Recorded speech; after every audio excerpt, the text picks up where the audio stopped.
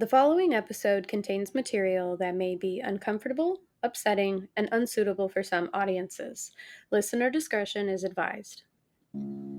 4 months. 4 months of search parties, news updates, strangers holding hands at candlelight vigils. 4 months of silence from the one person everyone would hoped would come home. 4 months without answers, without closure, without Laci. Then, in April of 2003, on the quiet, fog-coated shores of San Francisco Bay, the water finally gave up its secrets. Welcome to another episode of Creepy Cases and Spooky Spaces, the podcast where true crime meets the paranormal. I'm your host, Cassie Opea.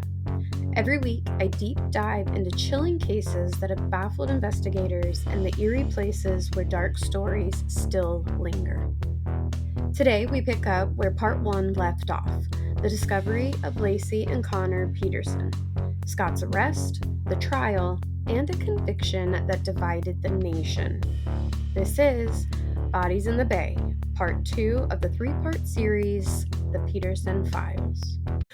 On April 13th, 2003, Palm Sunday, the sky over the bay was overcast, a heavy gray blanket that pressed down over the water.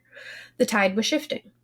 The wind carried that sharp, salty chill that's so distinct to the San Francisco coastline. Michael Luby and his wife were out for a relaxing walk along the shoreline of the San Francisco Bay. They had taken this walk dozens of times. It was their weekend ritual, a quiet escape from the noise, and a chance to just breathe in fresh air and talk about nothing in particular. But on this morning, something near the rocks caught Michael's eye. It was small. It was a pale shape. It was floating. At first, he thought it was just debris, possibly a doll or some plastic or just some kind of discarded object that washed in by the tide. But as he moved closer, realization set in. It was not just a doll. It was the body of a newborn baby boy, or what remained of one. The umbilical cord was still attached. Now, experts would later determine that the baby, whom the public would soon know as Connor Peterson, had been expelled from his mother's body after death. The body was decomposed, suggesting it had been in the water for months, but certain injuries were more recent, signs that his body had become dislodged or separated as it drifted. It was a haunting discovery. Heartbreaking. And it wasn't the only one. The next day, April 14th, just one short mile away, a female torso washed ashore. A jogger noticed something out of place near the rocks, clothing scraps tangled in seaweed, and the disfigured outline of a human body. The remains were missing the head, hands, and feet, and most of the legs had detached. The ocean had done its work, as it does over time. But detectives believed the remains belonged to one person, and everyone held their breath as DNA testing began. On April 18th, 2003, the fears of an entire nation were confirmed. Autopsies revealed a battered picture. Connor's body had minor decomposition, mutilations on his right side, and a length of nylon cord was wrapped around his body. Now, how this happened could not be conclusively determined because they basically confirmed that his body had been expelled after death. So it either got caught up or something a little more sinister that I really won't go into detail about. Now, Laci's body was bloated in some spots, but almost skeletal in others. Internal organs were missing, likely removed by marine scavengers or the tides. She had two cracked ribs and some cracked neck bones.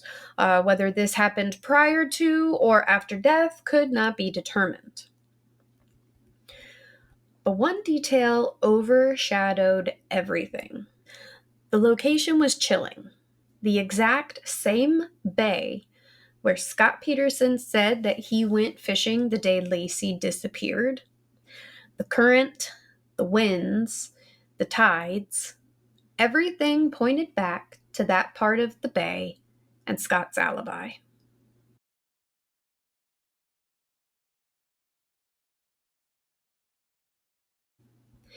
Now, up to this point, Scott had not been formally charged with any crime. He was the prime suspect, yeah, but the case was highly circumstantial. No physical evidence, no confession, no eyewitnesses. He was under constant surveillance, and the discovery of the bodies raised an alarming possibility. Everyone asked, would Scott run? Just days later, police moved in. Scott was arrested in a parking lot at a golf course in La Jolla, less than 30 miles from the Mexican border. Inside his car, they found $15,000 in cash, 4 cell phones, camping gear, survival gear, his brother's ID, Viagra, and his hair had been dyed blonde. To law enforcement, Scott looked like a man about to flee the country, perhaps even try to assume a new identity.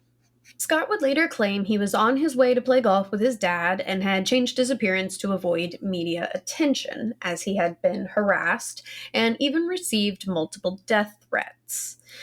He had his brother's ID to get a San Diego resident discount at the golf course. I mean, who hasn't, tried that before? And the camping gear was for future trips.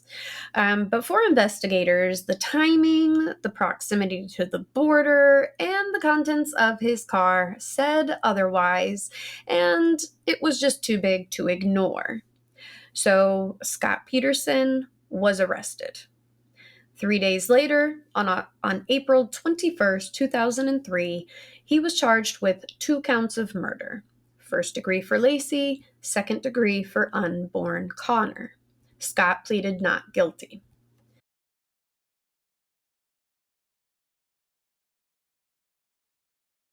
Now, news of Scott's arrest exploded across the media.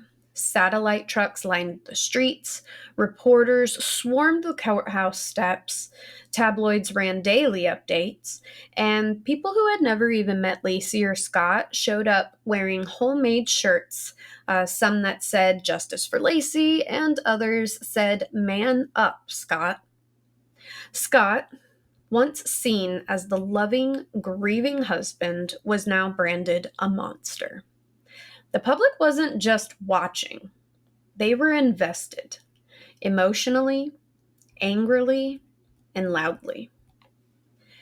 Now, as Scott sat behind bars, both the prosecution and the defense prepared for what would become one of the most closely watched trials of the decade. Due to the media frenzy, the trial was moved from Stanislaus County to Mateo County to kind of be more impartial. And San Mateo is actually about 90 miles away from Stanislaus County. But even then, there was just no way to be neutral. Neutrality was nearly impossible with this case. The trial began June 1st, 2004. It would span over 5 months, and it became one of the most watched since O.J. Simpson. Now, the prosecution, led by Rick DiStasso, was built heavily on behavior and motive. He argued that Scott had motive, painting him as a selfish man, trapped in a marriage he was bored with and didn't want to be in. He didn't want to be a father, and he was seduced by the idea of freedom and infidelity, and he wanted a way out. Since there was no forensic evidence connecting Scott to Laci's death, their evidence was entirely circumstantial. There was no murder weapon, no blood, no crime scene, no DNA. But they had something powerful: behavior. Scott's lies, Scott's affair, Scott's fishing trip, Scott selling Laci's car, Scott's boat, the odd comments, and just the timing of everything. The prosecution called over 170 witnesses, but their star witness was about to take the stand, and it was a name everyone already knew: Amber Frey.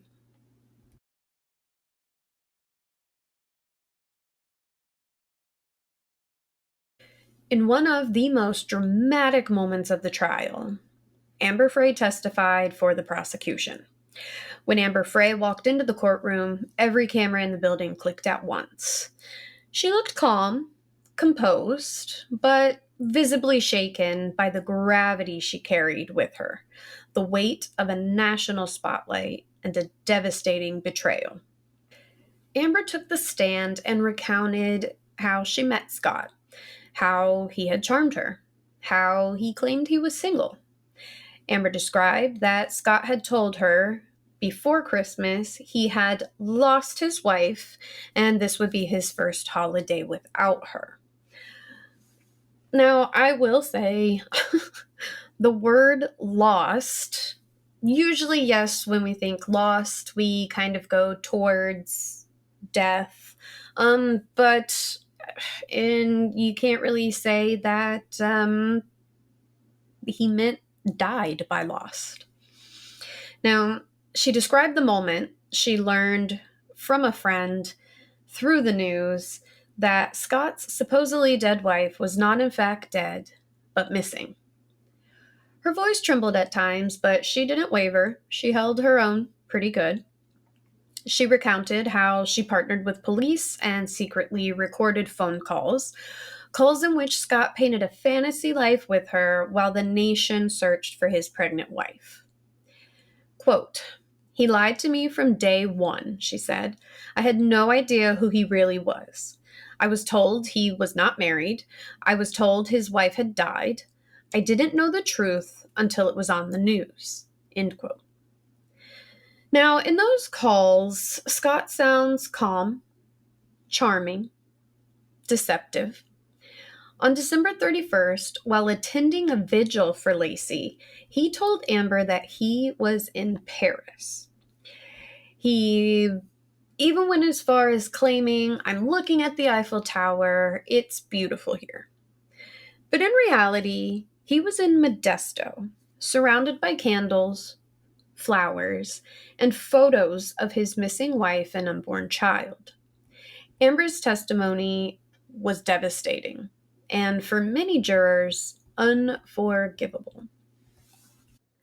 Planning a vacation should be just as fun as taking one, and that's where my friend Renee comes in.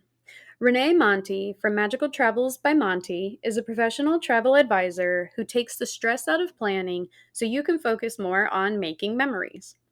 Renee can book any type of travel, but specializes in Orlando destinations like Walt Disney World and Universal Orlando, as well as cruise vacations for every style and budget. From expert tips to personal touches, Renee will make sure your trip is truly magical. Best of all, her services are completely free to you.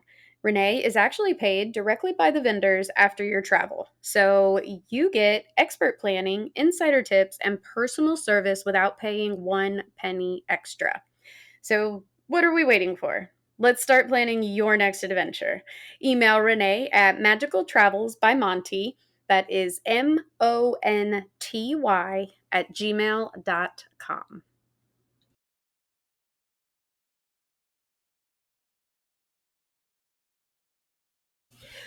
Now, the prosecution painted Scott as cold and calculating, a man who wanted freedom and killed to get it.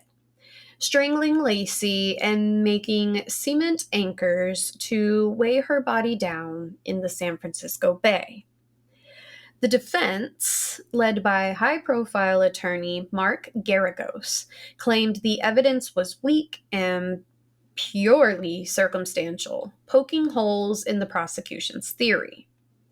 The defense conceded that Scott was a cad for cheating on Laci, but ridiculed the theory that Scott was going to get rid of his entire life for a masseuse mistress he had taken on less than a handful of dates, and that everyone had rushed to judgment. Garagos said that police discredited Scott's claim that Laci was watching a segment of Martha Stewart Living on Making Meringue because they stated that no meringue was mentioned on the program that morning. However, Garagos played a tape in court of that episode, which shows the segment about making meringue. He also emphasized the lack of forensic evidence. No one had heard any struggle in the home. They had no blood in the home or anywhere on Scott's clothing except one tiny little spot on the floor in the bedroom that could have come from any time. No sign of a cleanup in the home either. No murder weapon, no eyewitnesses, no DNA.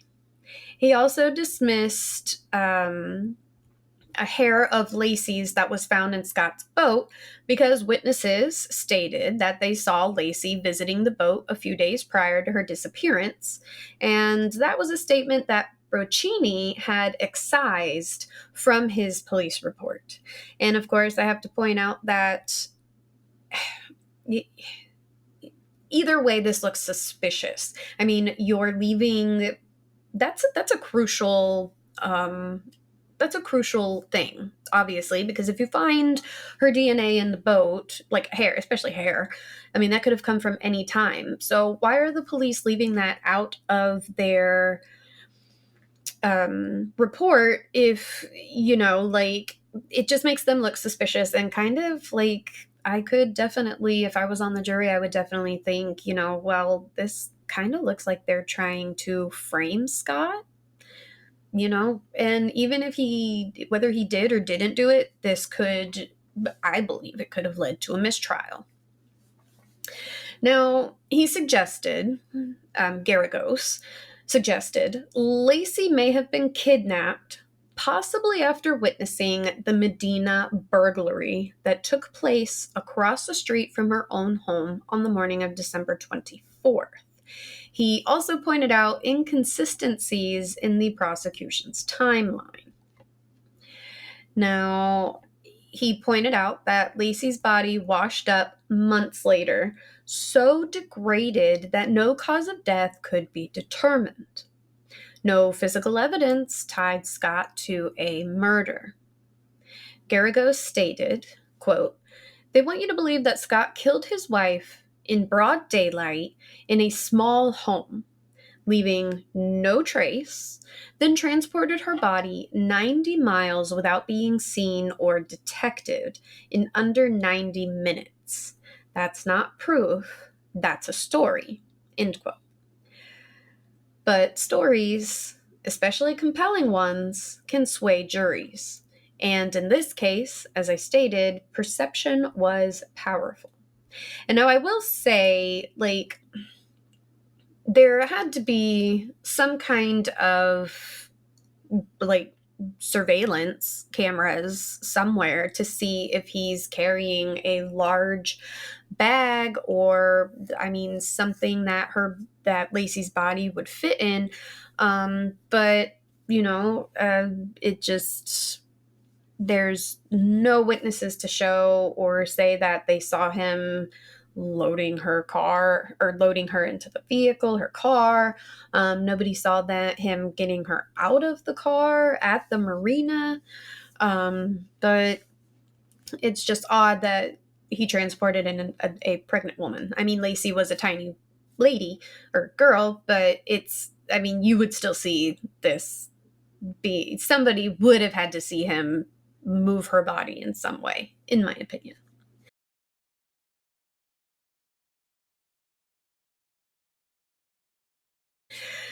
Now, on November 12th, 2004, after 20 hours of deliberation, the jury returned their verdict.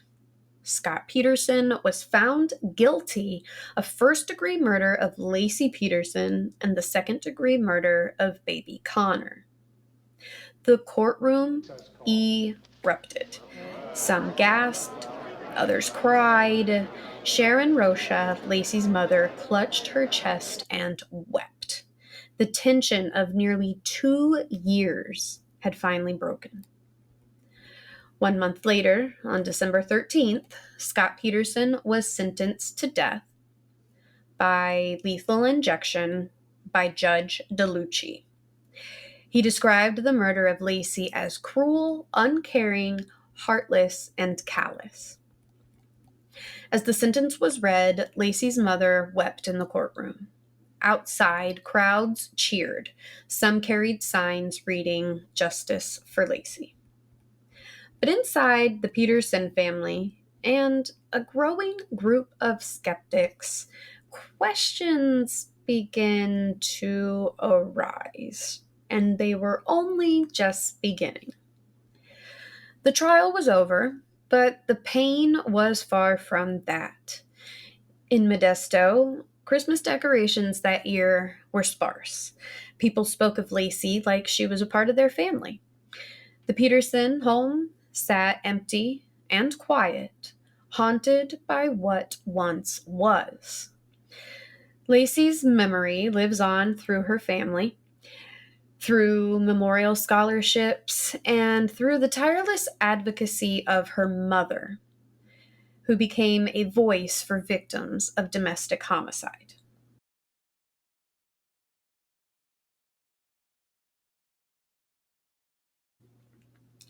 Scott was sent to San Quentin State Prison, where he remained on death row for more than 15 years. His days became routine: a small cell, limited interaction, appeals filed, media requests denied or very carefully controlled. For many, the case was closed. The bad guy was caught, tried, convicted, and now behind bars. A mother and her unborn child were mourned. That was the end of the story.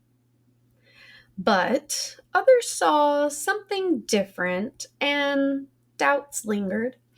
A case built on behavior, not forensics. A conviction with no murder weapon, no proven cause of death, no crime scene. A timeline full of assumptions, missing pieces, and flat-out omissions. There was no definite evidence that Scott Peterson killed his wife, Laci. And most importantly, there was evidence that the jury never heard. Witnesses never called, leads never fully investigated, reports altered or omitted, juror misconduct that would later shake the case to its core. So the question remains: was justice truly served? Or did the investigation overlook crucial information that might have told a different story? Join me next time for the third and final episode, What the Jury Didn't Hear, where we break down the case for appeal, juror misconduct, and the other side of Scott Peterson's story. Thank you for joining me on this episode of Creepy Cases and Spooky Spaces for Bodies in the Bay, Part 2 of my 3-part series, The Peterson Files. If you found this episode valuable, please subscribe, share, and leave a review on Spotify or your favorite listening platform. It helps others find the show and supports independent storytelling. Also, if you do leave a comment, please be respectful. We all have our perspectives and our outlooks, and I just ask that there's no